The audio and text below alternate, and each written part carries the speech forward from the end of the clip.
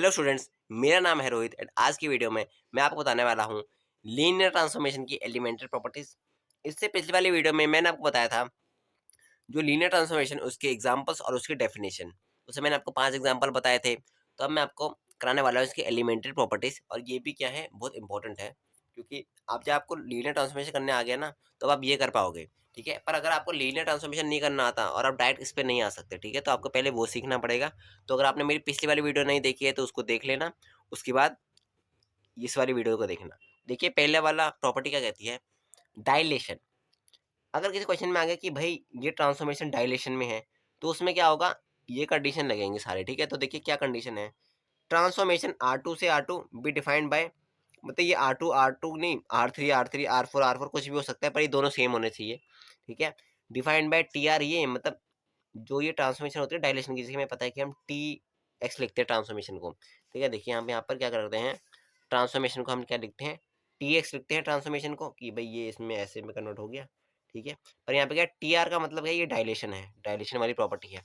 अब यहाँ पर क्या है, उसमें जो ट्रांसफॉर्म होता है, जो ट्रांसफॉर्मेशन होती है, उसमें RX वाली ट्रांसफॉर्मेशन होती है, मतलब एक्स वेक्टर तो सेम रहेगा, पर यहाँ पर जो R है, एक आर रियल नंबर है, मतलब 1 2 3 4 माइनस, मतलब जो भी है, ठीक है, वो आर एक रियल नंबर है, तो वो वाली प्रॉपर्टी है। तो then T R is a linear transformation for, और जो आर होगा वो ग्रेटर देन 1 होगा। ठीक है, मतलब 1 भी नहीं होगा, ये 2 3, क्योंकि अगर यहाँ पर एक्स सिर्फ 1 हुआ तो 1 वाली कंडीशन अलग होगी। ठीक है, तो देखिए ये डायलेशन होगा, टी आर को डायलेशन कहेंगे, क्योंकि यहाँ पर आर की वैल्यू बड़ी है 1 से। इससे रिलेटेड जब हम क्वेश्चन देखें तो आपको समझ आएगा ये, क्योंकि वैसे तो कोई प्रॉपर्टी समझ नहीं आती है मैथ्स में, जब तक हम कोई क्वेश्चन ना कर ले उसका, कोई क्वेश्चन करके मैथ्स में समझ आता है। देखिए, रिफ्लेक्शन, रिफ्लेक्शन क्या है, अबाउट द एक्सेस। देखिए, reflection is about X axes. R2 से R2 में डिफाइंड है, ये ऐसे लिखेंगे, क्यों इसको माइनस क्यों करा। देखिए, एक्स एक्सिस पे रिफ्लेक्शन है, जब किसी एक्सिस पे रिफ्लेक्शन होगी तो उसके जो बाकी बचे हुए वेक्टर्स होंगे वो माइनस में चले जाएंगे। अब रिफ्लेक्शन है एक्स एक्सिस की तरफ, तो वाई यहाँ पर माइनस हो गया। सेम यहाँ पर क्या हुआ कि रिफ्लेक्शन आ गई है वाई एक्सिस पे, तो एक्स माइनस पे चले जाएगा। आपको ये याद रखना है कि रिफ्लेक्शन में क्या है, जिसका भी नाम ले रखा है वो को छोड़ के दूसरा वाला माइनस में चले जाएगा। अब प्लेन पे जाता है, प्लेन में 3 आ जाएंगे। ठीक है, देखिए ये R3 से R3 की 3 है यहाँ पर। ठीक है, एक्स वाई प्लेन में क्या है, एक्स वाई प्लेन में है, रिफ्लेक्शन ही है एक्स वाई प्लेन में। अब रिफ्लेक्शन अगर एक्स वाई प्लेन में है, तो एक्स वाई को छोड़ के क्या बचा, जेड बचा, तो जेड वाला माइनस हो जाएगा। देखिए जेड माइनस हो गया। यहाँ पे क्या हुआ, वाई जेड में है तो एक्स छूट गया, तो एक्स माइनस हो जाएगा। एक्स जेड में रिफ्लेक्शन है तो वाई छूट गया, तो वाई माइनस में चला जाएगा। ठीक है, अब हम चलते हैं नेक्स्ट पेज पर। अब देखिए यहाँ पर आगे है नोट वाली कंडीशन। अगर ओरिजिन में रिफ्लेक्शन है, बीच में जैसे ओरिजिन होता है, यहाँ पर बीच में रिफ्लेक्शन है, तो इन तीनों को नहीं आया, तो इन ओरिजिन में ही है रिफ्लेक्शन, तो इन तीनों माइनस में हो जाएंगे। ठीक है, अब आते हैं रोटेशन पे। रोटेशन के बहुत कम क्वेश्चन आते हैं, पर अगर आपका पेपर बहुत हार्ड आया तो रोटेशन आ जाएगा, वरना सिंपली क्या आते हैं, ज़्यादातर यही आते हैं। जो ये नहीं, मतलब जो सभी हमने एक्स वाई वाई जेड वाला प्लेन होता है ना, यही आता है ज़्यादातर। ठीक है, क्वेश्चन पेपर में। देखिए, ये इसको हम टी थीटा से डिनोट करते हैं। थीटा यहाँ पर एंगल होता है घूमने का, कि किस डिग्री से घूम रहा है और रोटेशन ले रहा है। R2 भी डिफाइंड बाय ये। ठीक है, देखिए आपके इसमें अभी R2 वाला ही है, तो R2 से वाले ही आएंगे। तो इसमें क्या है कि ट्रांसफॉर्मेशन में क्या है, एक्स कॉस थीटा, मतलब जो एक्स यहाँ पर cos theta minus sine theta y sine theta, और x sine theta plus y cos theta. अब इसको ऐसे भी समझ सकते हो कि ये ऐसे लिखा हुआ है, करीबन ऐसे, क्या बोलते हैं, ये ऐसे है कॉस थीटा साइन थीटा, और ये दो दोनों हैं, ये माइनस में है, मतलब ऐसे कह रहा हूँ मैं, ये minus sine theta cos theta, यहाँ पर एक्स और वाई ऐसे भी लिख सकते हैं आप इसको। तो क्या मल्टीप्लाई होगा, तो क्या एक्स कॉस थीटा आया, ये minus Y sine theta, X sine theta, और ये प्लस वाई कॉस थीटा। देखिए यही आ गया ना, यही आ रखा है यहाँ पर। ठीक है, तो ये हम इसको ऐसे भी लिख सकते हैं, आप बहुत सारी बुक्स में ऐसे लिखा हुआ देखोगे इसको। ठीक है, तो वो बात एक ही है, क्योंकि बार बार कोई मल्टीप्लाई कौन करेगा, तो डायरेक्ट आप यही याद रख लो। ये वरना ये भी ऐसे भी आ सकते हैं इसको, क्योंकि याद रखना बहुत मुश्किल होता है इसको। तो क्या करोगे आप, कॉस कॉस साइन, ये आपको याद रखना है कि इतना तो आप याद रख लो कि आगे कॉस है, यहाँ कॉस, यहाँ कॉस, यहाँ पर साइन माइनस में है। आपको ये याद रखना है कि कॉस कॉस तो यहाँ पर सेम प्लस में है, यहाँ पर ऊपर वाला साइन माइनस में है बस, और यहाँ मल्टीप्लाई कर दोगे तो आपका आ जाएगा, कन्फ्यूजन नहीं होगी आपको। ठीक है, तो linear transformation T theta is called a rotation through the angle. हाँ मतलब वही कि ये ट्रांसफॉर्मेशन लीनियर ट्रांसफॉर्मेशन की जो कि रोटेशन ले रही है कौन से एंगल पे, थीटा एंगल पे, ठीक है। तो हम क्वेश्चन देखते हैं हर एक प्रॉपर्टी से रिलेटेड, तभी आपको समझ आएगा, ठीक है। तो देखिए पहले हम देखते हैं डायलेशन से रिलेटेड, ठीक है। डायलेशन क्या कहता है, let R equal to three, R इसने बता दिया है 3 है, तो हमें टी एक लीनियर ट्रांसफॉर्मेशन शो करना है। अब आप बोलोगे कि यहाँ पर तो हमें कोई कंडीशन नहीं दे रखी ट्रांसफॉर्मेशन की, जैसे पहले वाले क्वेश्चन में हमें कंडीशन दी जाती थी कि टी से इसमें ट्रांसफॉर्म हो गया, तो उसने बता दिया ना, आर दे दिया है, तो आर से समझ जाओ कि डायलेशन है। डायलेशन में क्या होता है, R2 से R2, देखा हम R3 भी ले सकते हैं यहाँ पर कौन R3 क्यों लेना फालतू में बड़ा नंबर, जब छोटा हम ले सकते हैं तो, ठीक है। T R X equal to 3x, हमें R दे रखा है, हमें पता है कि ट्रांसफॉर्मेशन में क्या था RX होता था, तो ये R हमने लिख दिया।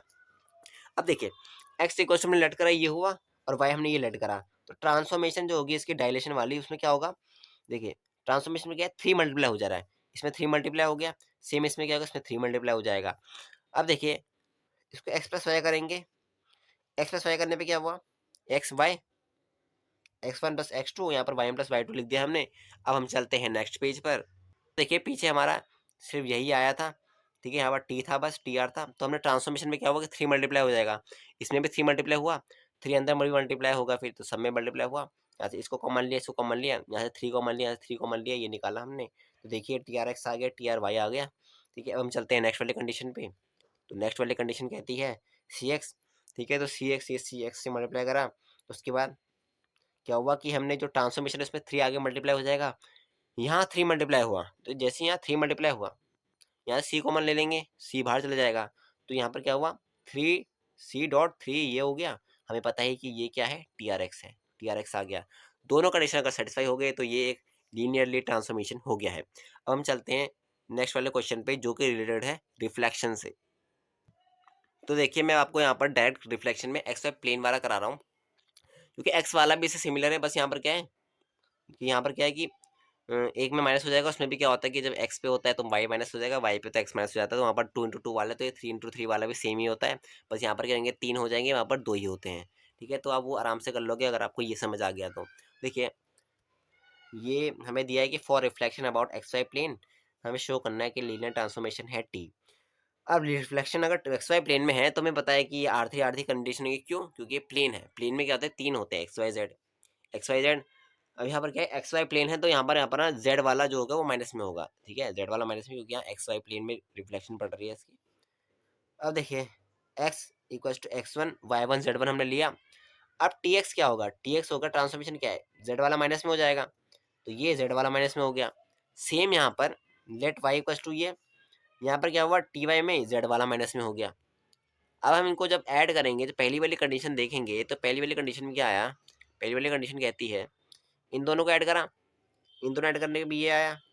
अब ट्रांसफॉर्मेशन में क्या कहता है जेड वाले को माइनस कर दो, तो ये माइनस कर दिया, माइनस माइनस, क्योंकि यहाँ से अगर देखिए हम यहाँ पर माइनस कॉमन लेंगे, Z1 प्लस Z2, ठीक है, माइनस कर दिया हमने, तो यहाँ पर मल्टीप्लाई हो गया तो ऐसे ही आ जाएगा। इन दोनों को सेपरेट कर लेंगे तो आ गया TX और TY।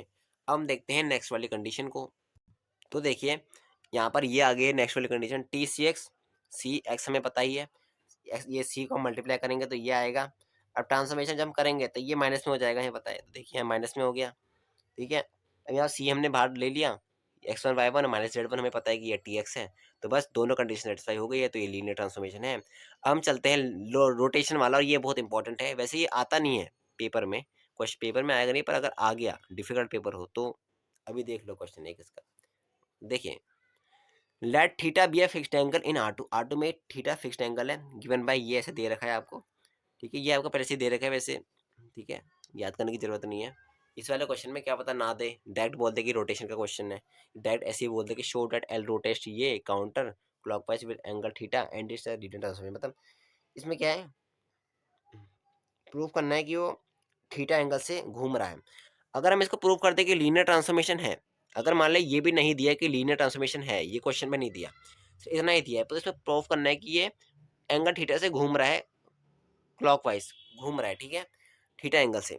तो अगर ये लीनियर ट्रांसफॉर्मेशन होगा तभी ये घूमेगा, तभी ये थीटा होगा, ठीक है, तभी ये क्लॉकवाइज तभी घूमेगा, और तभी ये थीटा एंगल होगा, क्योंकि हमने इसमें कंडीशन देखी थी कि रोटेशन में क्या लिखा था कि अगर ये लीनियर ट्रांसफॉर्मेशन प्रूव हो गया है तो ये इस डिग्री से घूमेगा, ठीक है।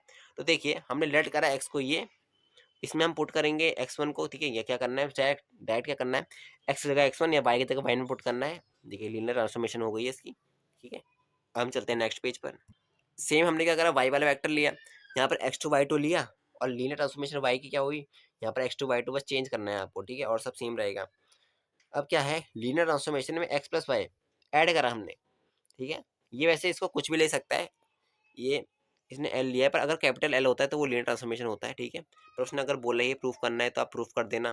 तो देखिए यहाँ पर हमने क्या करा, एक्स और वाई को हमने ऐड करा, ऐसे लिखा, उसके बाद इन दोनों को ऐड करा, इन दोनों को ऐसे ऐड करा, ठीक है। उसके बाद हमें पता, हमने क्या करा, यहाँ पर एक्स था ना, इस एक्स की जगह हमने इसको पुट करा, इसको, और वाई की जगह हमने इसको पुट करा, तो ये वाली कंडीशन आई।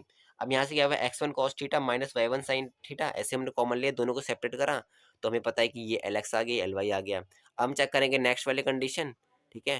तो नेक्स्ट वाली कंडीशन क्या कहती है कि सी एक्स करना है, तो सी ये हमने मल्टीप्लाई करा, उसके बाद क्या हुआ कि सी एक्स वन, अब देखिए एक्स से था उसकी जगह सी एक्स वन डालेंगे, सी एक्स वन डाला, यहाँ Y C one Y C Y one डाल देंगे वाई की जगह, तो यहाँ हमने डाला। अब देखिए यहाँ से सी कॉमन ले लिया हमने दोनों में से, तो ये क्या आ गया, एल एक्स आ गया, सी एल एक्स आ गया, तो दोनों कंडीशन अगर सेटिस्फाई हो गई है, hence the transformation is linear and L rotates through angle theta. तो आज की वीडियो के लिए सिर्फ इतना ही, अब मिलेंगे अगली वीडियो में, तब तक के लिए ओके बाय।